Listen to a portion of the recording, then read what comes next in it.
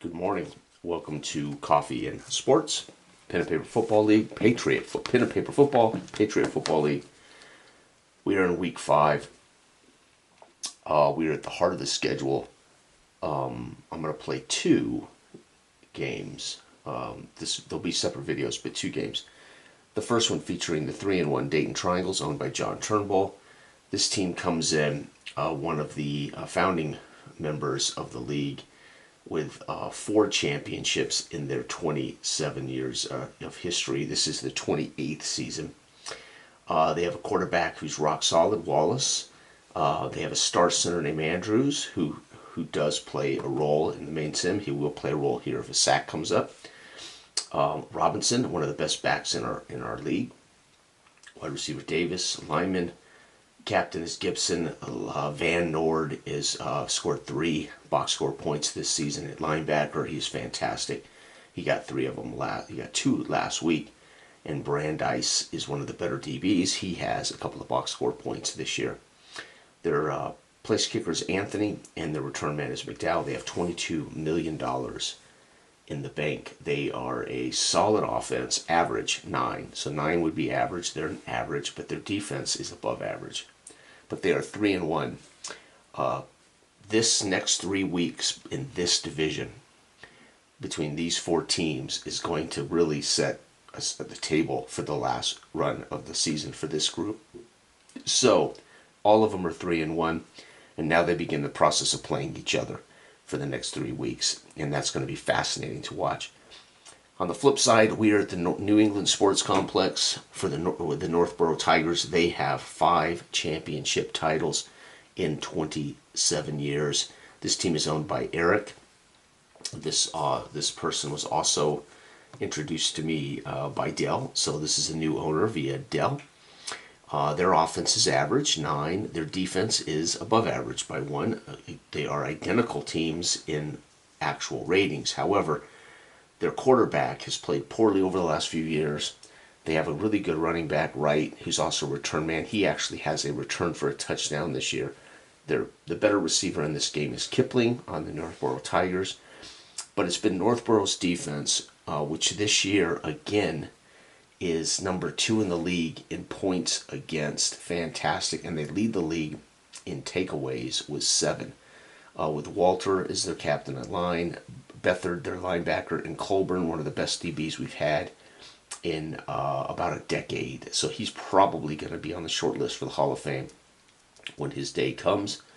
Kinesi, fantastic place kicker. He's been spotlight for years. And Wright, again, is returning. They have $23 million in the bank. The coach for Dayton is Phil Barnhart, Smash Mouth coach. Despite his record, does have a championship ring. Mike Combs is a West Coast coach. And Northborough represents 2 markets here today, the New England market and the Boston market, as they expanded markets after last year's success. So nothing's riding on this game other than obviously wins, losses, and pride. But these 2 teams go way back, and Northborough's kind of been... Dayton and Northborough have had to constantly edge each other out to face a team like Columbia, and then, as it were, in a way, Dayton. Let's put it this way: Northborough has kind of been the big brother to Dayton, and Columbia's been the big brother to Northborough. It's like it's like Dayton knows they have to nudge out Northborough to have a shot at the Coolers, and Northborough sees them, I'm sure, as a pain in the side. Right? Although that's just how I feel to me over the last 27 years of play. That Northborough has had the edge on Dayton, and of course Columbia's had the edge on it seems like everybody except Northborough. At least of late, as Northborough had their number until Columbia won last year in the championship. Now, in their head-to-head matches, they're 3-2 over the last 5 games. All right, let's get started. So Dayton will get the roll first. The weather's good. Neither team comes in injured. We are in front of 25,431 fans, so we're at capacity here in the New England Sports Complex. Dayton gets the first roll. They're going to be a minus 5% scoring today, -1 to this day 20. Good luck to both owners. Here we go, John and Eric. May the best team win. It's going to be 14. Minus 1 is 13. 13 is going to be a touchdown and a failed PAT. So it's going to be a 2-yard run for the fullback. And this has been part of the fun of this. 2-yard run is if they're not a named player, right? Obviously the data counts. It goes, but some of these guys won't show up, in the leaders because they're handing it off at the 2-yard line to a non-named captain, which is fun, right? It keeps these guys from just constantly being the only guys that score points, right? It would not be realistic unless it was 6-man football that one guy's doing all the scoring. All right, but Dayton draws first blood here at NBT as they drive down the field, and their fullback punches it into the end zone for the 2. Unfortunately, Anthony shanks the PAT, and here we go. We're adding plus nothing, so NBT literally is at home here. Even with a home field bonus, the NBT draws even, so they don't get any adjustment to this die roll. 7, they're going to be shut out. Why are they shut out? Field goal miss. Wow, so one misses the PAT. Kenesi misses a field goal of 46 yards. Kenesi, field goal attempt missed. Wow, so it's going to be 6-0 after the first quarter. Wow, so they had a chance. Dayton goes to work.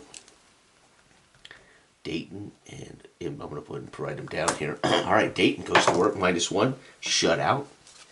And it's going to be punts. So no highlights for that Northborough defense. Northborough's next drive, 17, they're going to score a touchdown. And that touchdown is going to be a 13-yard pass to the tight end.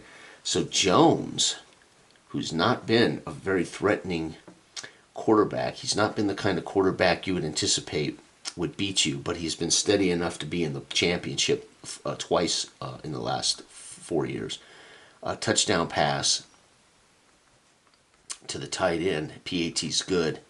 And folks, we're going into halftime with the hometown team leading 7-6. Dayton is going to rue that missed kick. The NBT will roll first, starting the second half. They come out of the tunnel. Coach Mike Combs telling his team, we've got to do better on offense. Yep, it's going to be a touchdown. 18-yard pass, this time to Kipling. So finally, somebody hits their star player, Jones. 18-yard pass. So back-to-back pass touchdowns for Jones to Kipling. And Kipling is the better receiver in this game. They are one of the long time. I think they're in their 10th year. Kipling PAT's good, and boy, that puts pressure on Dayton now to score multiple points per quarter. Dayton with a minus 1 is going to get shut out, and it's going to be a field goal miss. Oh, so Anthony has missed a PAT, and now he's missed a 39-yard field goal missed. Unbelievable. Anthony having a rough day. 0-7. It is 14-6 going into the fourth quarter. We're going to roll the NBT first. And the NBT need to keep scoring. And 7, they're going to get shut out. So Dayton has a chance, folks. Shut out. And the shutout is a running back fumble loss. You got to be kidding me, right? Fumble lost. Wow, it's a big hit by Van Nord. So Van Nord scores his fourth defensive player of the year points in a big hit and causes a fumble. Fumble caused. Unbelievable. Van Nord now, that's 4 points for him in 5 weeks. That doesn't sound like a lot, but it is. He's on pace to get 13 points. So, but Van Nord was one of the top defensive players last year in our league. Okay, so Dayton has a chance, folks, but they're going to have to roll. They're down by 1, so they need to roll. Let's see here. They have a -1. They got to roll. No, they can't do it. Even if I roll a 20, they can't do it. No, they're going to get shut out. What a defensive performance. It's going to be punts with a sack. Now the sack, on a roll of 1, he avoids giving up the sack.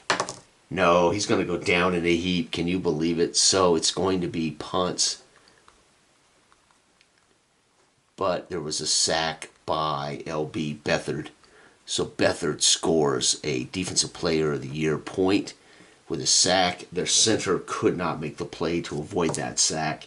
Again, it looks academic, but it would have meant that Beathard wouldn't have scored that point toward the end of the year awards. And we have wrapped up this game. Wright fumbles the ball away. Dayton cannot capitalize on it. The MBT are going to win this game 6-14. Dayton will fall to 3-2, and Northborough extends their command over the division now by half game, 14-6. They're 4-1. So here's a prime example of the MBT having Dayton's number, and at the same time that defense completely dominating. So this, again, a score like this is going to keep MBT probably going to be, at the end of week 5, the number 1 scoring defense in football. Congratulations, Eric, as your Northborough Tigers here in New England get the job done. Thanks for watching. Good night.